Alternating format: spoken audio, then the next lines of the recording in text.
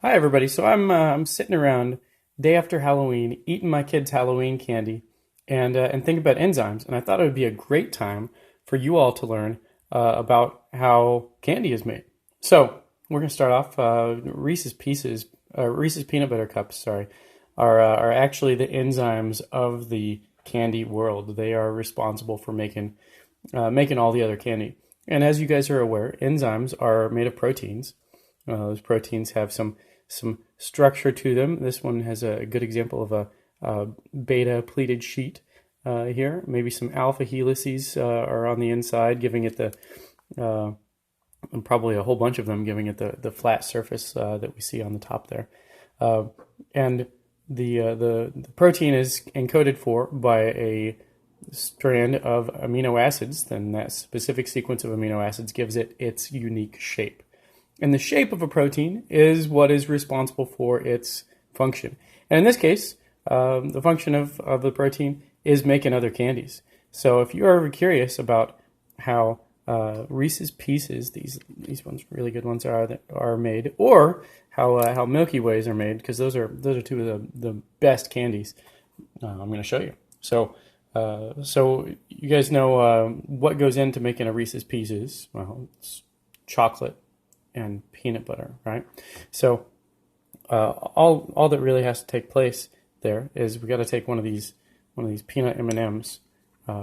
It's got all the raw materials there in it. It's got peanut, it's got chocolate, and it's got some of the candy coated shell, and it's got to float around randomly until it whoosh, happens to bump into this. This is called the active site of the Reese's peanut butter cup enzyme, and when it's in that active site, the Reese's peanut butter cup allows a reaction to take place that would not happen on its own. It's a spontaneous reaction in that it doesn't require any more energy, and it has all the raw materials there in terms of the peanut butter, the candy shell, and the chocolate.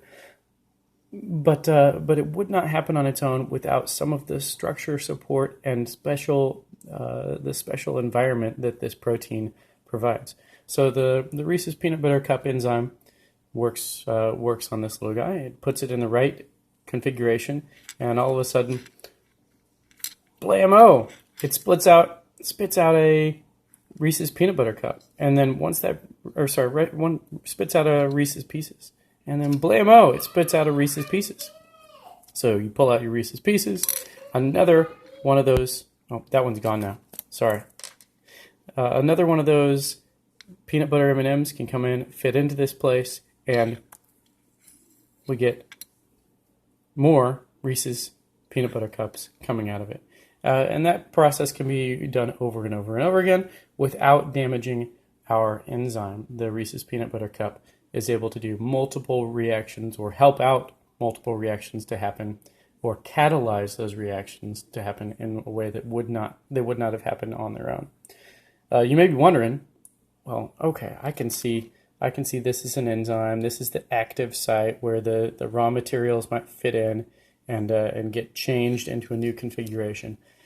But what's this weird one over here? Well, that actually explains how Milky Ways are made. So you're familiar with what makes a Milky Way a Milky Way. It's got a caramel center in it. So to get that caramel around the chocolate, you've got two different components. You've got the Hershey's bar, and you also have some candy on the inside that has been heated to the point where it has caramelized. So to caramelize something, you got to start off with sugar. So here's how this one works. Sugar goes in right here. Chocolate happens to fit into this site, so we've got two different components fitting in there. All right, so we've got our enzyme ready to work on this, and then it can produce a Milky Way. Ta-da! Now, that's not the only thing that can happen with this enzyme, however. We've got a couple other things that sometimes play a role. So we might have a situation where we've got our sugar in the site where it should be, and instead of our nice Hershey's chocolate bar getting in there, we get some of this very similarly shaped, by the way, Laffy Taffy getting into there. And that Laffy Taffy fits right into that active site just the same way as the chocolate did. This is called, oh boy, I almost broke my enzyme. Sorry, almost denatured it. Sorry. So it fits in there in the same fashion that the chocolate bar did. It's the same shape. It's got some of the same dimensions, and that's how materials function with proteins inside the cell. They're limited by their shapes and by some of their chemical properties. So in this case, the Laffy Taffy fits in there and competes for the active site. That's called competitive inhibition. Inhibition because it is preventing or inhibiting this Reese's peanut butter cup enzyme from giving us our desired product, the Milky Way. And you can see, kind of like the more Laffy Taffy you get in your Halloween pillowcase or whatever, relative to the Hershey's chocolate bars, you go into that bag blindfolded to reach for these, and if right at the beginning you might have a high concentration of Hershey's, and you pull out one of these every several times. At the end, you've picked through all the good stuff, and you go looking for that Hershey's, you pull this out, and you get really disappointed because you've been competitively inhibited by something that is the same shape and size, but isn't quite the right thing.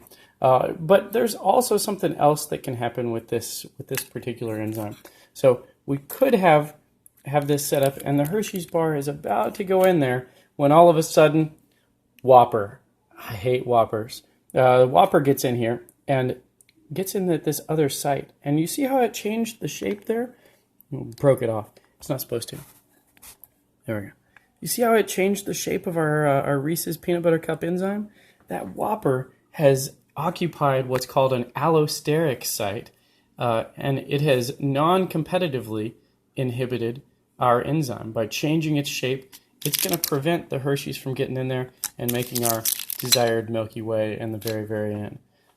So if you've ever tasted a Whopper, you know what I'm talking about. No offense meant to people who like Whoppers, I'm sorry, but they're gross in my opinion. All right, so finally, we need to discuss what does happen to these enzymes to make them non-functional sometimes. So we can damage an enzyme in lots of different ways. I've mechanically damaged mine there, but that doesn't take place quite as often as a couple other processes do. So we can damage them by giving them putting them in environments where they don't work very well and taking them out of their optimal state. We can permanently damage them, mostly permanently damage them by refolding them or changing their shape, and it's called denaturation or denaturing the proteins. So in this case, this little guy, once that Whopper is removed, it can reopen up its active site, and it's not been denatured, it was just inhibited at that time. However, we can have some processes like acid-base reactions take place that are so extreme that we can permanently denature those and make those non-functional anymore. And probably the most relevant of all of the processes to denature proteins is by heating, delivering too much thermal energy to them. So let's take a look at what happens to our Reese's here as we denature it.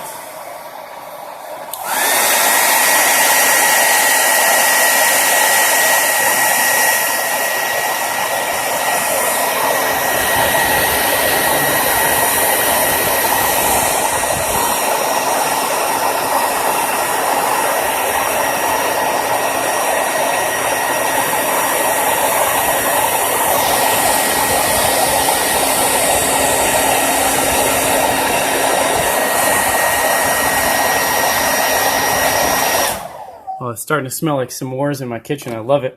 But our protein is no longer going to be functional. And this happens when we cook stuff, oddly enough. Oh, goodness. This other protein got denatured as well. I'm not going to get any more Reese's Pieces.